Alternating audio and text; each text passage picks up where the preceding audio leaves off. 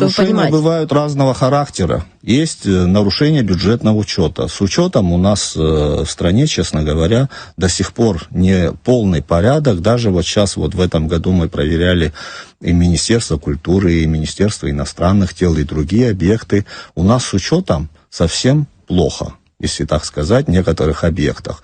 Есть даже целые министерства, которые не сдают баланс, не Министерство финансов. Вот даже за последние 2 года Министерство культуры, Министерство иностранных дел не сдают балансы.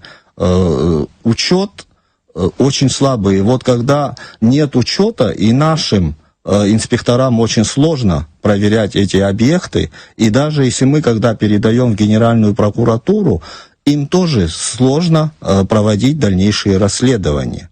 Даже если вы, как пример, вот сейчас хотите, чтобы я привел, вот совсем недавно принято коллегией контрольной палаты приняты отчеты по Министерству иностранных дел и по Министерству культуры, где, в частности, по Министерству иностранных дел в некоторой части совершенно отсутствуют документы, подтверждающие расходы.